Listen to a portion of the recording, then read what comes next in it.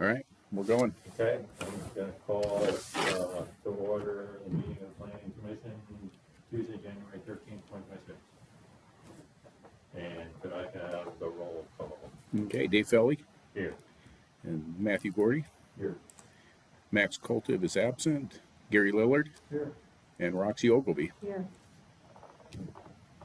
All right, let's see, second is approving the agenda. Is there any additions or changes? There's not. Okay. I'd like to consider the consent agenda, approving the minutes of the December 9th, 2025 meeting. I move to accept the consent agenda as presented. Second. I would like to offer that the first paragraph is repeated.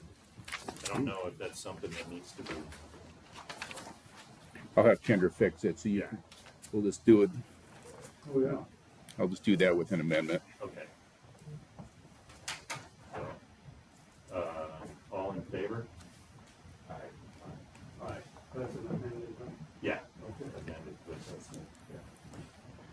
And I'm abstaining because this is my first night on. Okay, item 4 is public comments. I see no public. Is there anything to be read in? There is not. I do have a comment letter that, well, two of them that were submitted after the packets were done for our public hearing tonight. But since the intent is we're going to table that, I'll just fold it into the packet, modify the staff report for February to incorporate those. Okay. Okay, and then new business. I'd like the new chair and vice chair. What do you think? You're pretty good, aren't you? I was vice chair, I'll be chair. Who wants to be vice chair? I'll step up Okay. You can poke me under the table if I mess up. and vice versa. Do we need a motion then?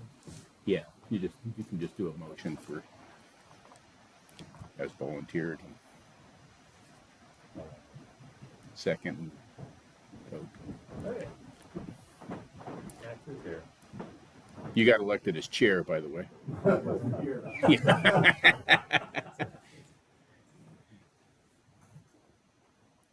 Yeah, Dave volunteered to be chair and Roxy volunteered to be vice chair. Okay, so, somebody wanna make a motion? Sure, I move that Dave Kelly be the chair for the planning commission and Roxy Noble be the vice chair. All in favor? A second. Oh, second, yeah. Sorry. All in favor? Aye. Okay, now to item 6, the public hearing. And if you just want to make this quick, Dave, you can make the motion. So if you just want to open the hearing, just for Max, for your purposes, the applicant called before, in fact, actually called yesterday, but as a sick child and asked that we table this to February 10th, their item. And so anyway, so the intent tonight is to just make a motion to table it, and then we just call it a night. So anyway, Dave, if you want to just open the public hearing, make a motion to table it for somebody to second it, then we'll just make it faster. I will open the public hearing, consideration 3 minor land partitions. Do I need file numbers of 6 and OP and all that? No. Okay, and since the applicant isn't here, I'm gonna move that we table it The February 10th. to February 10th. Second. All in favor? Aye. Opposed? I guess. Okay, good. No old business. City planner comments? The only thing I have is February 10th is your next meeting. You'll have 2 items on the agenda, so you're going to have this one, and then we'll have housing code amendments that have been kind of in the works for the last couple of years that I think public notice went out this week for that. So all of you should get a postcard in the mail from Kendra probably within the next couple of days. But anyway, so Kind of a busy one, huh? yeah, and it just depends on how much we want to talk about it. So because they're just, most of them are just simple housekeeping. I call them housekeeping. There's a couple items that I'll highlight that that are changes, but most of them are things we had a consultant go through and look for areas where we might have deficiencies with state law. One of the biggies is, like subdivisions. State law requires those to be processed administratively, and has required that for a number of years, and just didn't know it anyway. And so that's one that's going to be kind of a surprise, because regardless of the size subdivision, those are supposed to be done at the administrative level, just like a regular minor petition, and unless they have variances and exceptions, then it would come to you, or then it would come to you on an appeal. And so I don't think I have concerns over a small subdivision taking that on, but I think for my comfort level, we've been for a couple years looking at a project on the east side of La Grande, where it's potentially a couple hundred lots. And I think a development of that size rises to the level that it should go before a body like this. But anyway, So it's your discretion. it's not. We actually have a clause in our code, which I'm using for the public hearing that we're going to consider tonight, because we have a clause currently in our code that we're required to remove, where I have the discretion to take something that might be controversial and just kick it up to the planning commission for a public hearing. And so a number of the housing code amendments are areas where there's a subjective, standard like that, where it's based on somebody's opinion that either meets or doesn't meet a certain standard, or the standard is subjective and it's just kind of based on, your opinion on whether you like it or not. And so we have a number of standards in there that are kind of like that, where you talk about, where the code talks about is compatible with, and, it's like, what does compatible mean to you versus what does compatible mean to me or to a neighbor?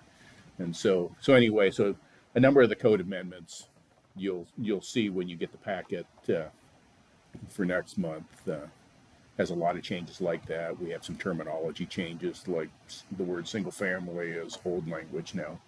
And so Kendra and I are going to have to get used to not saying single family homes, and it's now single households. And so, yeah, so anyway, yeah, so there's just interesting terminology like that. Times are changing, and so language is shifting a little bit. And so there's a bunch of amendments like that throughout the whole code. And so you'll see there's a lot of changes, but a lot of them are little things. So anyway, but I'll try to do the best I can to summarize those. The packet's pretty thorough when you get it, so you'll be able to skim through and see for yourself. But I'm going to try to keep my presentation, fairly simple. So if we do have audience, that they won't be too confused. But anyway, so that's what's coming next month is our public hearing from tonight, and then the housing code changes. Okay. Yeah. Did you want to say something, Max? I have a question, but this is your report time, right? Is there- He's done, I think, with Yeah. some comments done, so go for it. The packet you prepare for us is public record, right? It goes in the minutes of the next month, is that correct? Well, the packet itself doesn't necessarily go in the minutes, but your conversation and kind of just the gist, the outline of what's on there. We do put it online, though. So it's online, so it's Yeah. available to the public, yeah. So, that means that like the applicant who is postponing till next month has seen your recommendations or findings to us about the places where they didn't meet the standard for the variances that they were looking for, right? Yeah, so they Or actually, did they have an opportunity to go away and come back with something different, knowing? yeah, and in fact, I had, not that we shouldn't be having this conversation, in much detail, but I did present or share all of these issues with the applicant in December when we were going through the review process, for public comment. There's usually a couple weeks in advance of preparing for our meeting. And so before Christmas, I sent out a kind of just a letter that says, here's issues that came up in the review process. And then, so they got that letter, and then they got it in a little bit more detail. They actually got the staff report. So they have that whole packet that says, here's the actual standard. And in my opinion, it either meets it or doesn't meet it. And so anyway, so they got that as well. And then I chatted with the applicant yesterday and recommended that he go through that, because what I asked him to do in December, which I was hoping he would have done, is to submit something to say, like the wetlands, for example. I was hoping that he would say, hey, because he's had it delineated, so he's got his wetland specialist doing stuff, but it's like, did you submit for permits to the state? Because if so, then we could probably address that with a condition of approval, and it would no longer be a ding on do you meet it or not meet it. So it's things like that. There's things that are probably deal breakers you might not be able to address, but I was at least hoping that he would go through that and say, oh, I can scale my project back, I could do thus and so to try to address this, and then we could have a conversation, as opposed to just coming in and saying, it is what it is, make a decision. So I guess we'll see in February if he follows my advice, and if you get if you get some kind of an update from him. Anything else?